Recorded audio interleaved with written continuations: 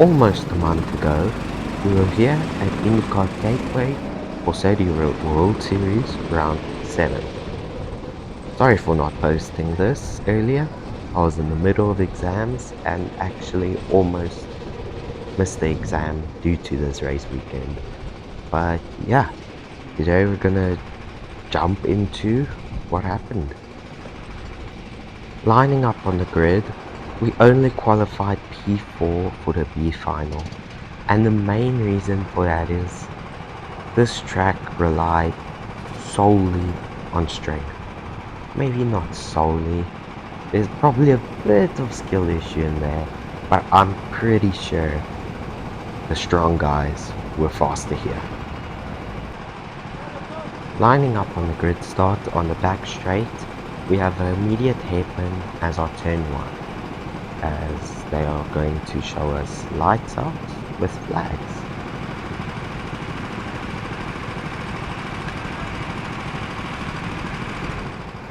And it's flags out and away we go. I immediately get the jump on P3 and P4 and move up into P3. That was just an amazing start. I think those two carts bogged down and yeah, now we're up into P3 already. And hopefully I can chase down the guys in front. Let's go. So right in front of me I have Travis and Papish. Travis was last year's Saudi World Series winner here in South Africa, so it's going to be quite a challenge to catch up to him, as I almost get my way through on the inside, but he squeezes me out in a fully legal move, as you'll see in some moves later on, as I almost dive back down the inside, but he still has the inside for the next corner and gets his way back through. I bump him out of the way a tiny bit, but I go quite wide there to let him through, as P4 now becomes P3 for the guy that was behind me. Now I have a huge slipstream and send it diving back down the inside. Looking back on it now, I should have worked together with him, as I tried telling him to work together with me, but you know, things happen and he completely bumped me out of the way. You are cheeky, Ricky. I know you're watching this. And yeah, I get another great slipstream. He told me to work together, and stupidly I send another move to the inside. Once again, thinking back on it now, it probably could have cost us winning the B race, but that's long gone now. In front, Travis has an amazing slipstream and sends it down the inside of P1, taking P1 for himself. I'm now hoping they start battling to try and catch up, but as you'll see, I end up catching up without them battling. Yeah. So about 2 laps later, I get an amazing exit compared to P2 in front and send one down the inside. Very cleanly, very clearly a good overtake, but look what he does here. He bumps me straight out of the way, and out of rage and desperately, I bump him out of the way. That's my bad. I got a 5-second penalty for it, just letting you know now. That was not ideal, to say the least. To be fair, he did bump to pass on me, so I feel like nothing should have been given there. Yeah. But now we have 2 problems.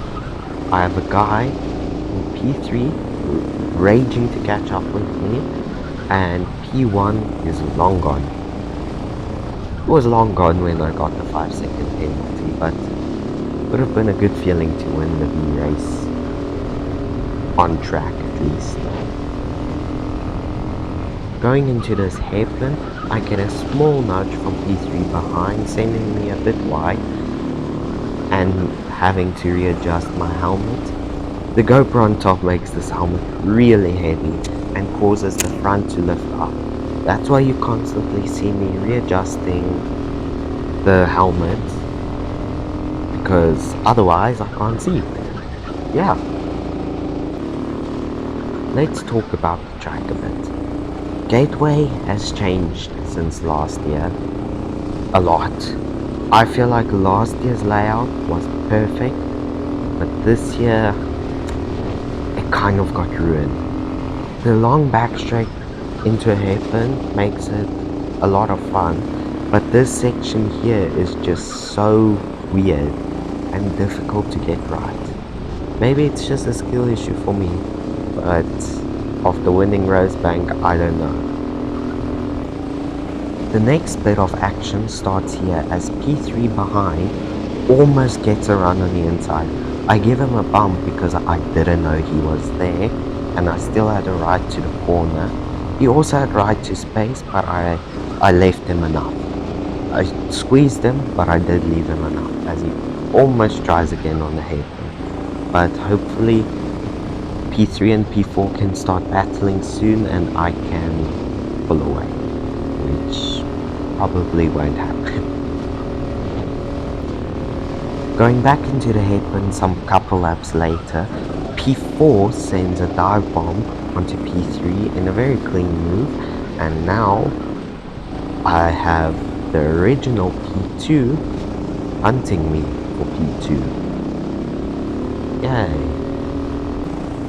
It was once again at this corner where P3 got his first run and final run on me.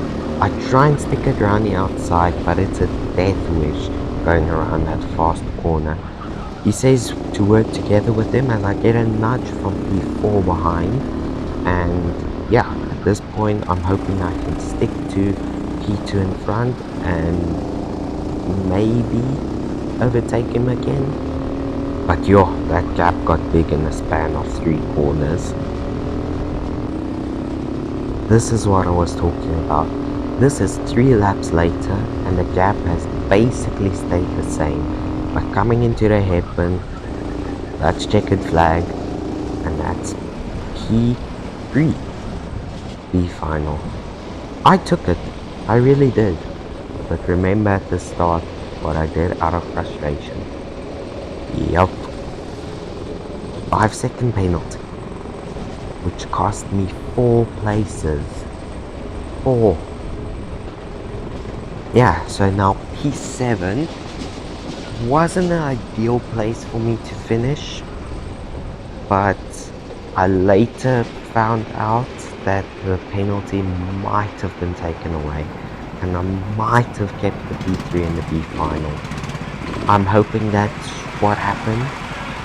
The guy I bumped and spun said it was his fault. I really appreciate him for doing that, even if it maybe was partly my fault. Which it was, as Josh, yeah, you made an appearance in Gateway again. Thanks for supporting me, and I'll see you for the next one in Pavilion as I have a chat with P2 in front of me. And Ezra.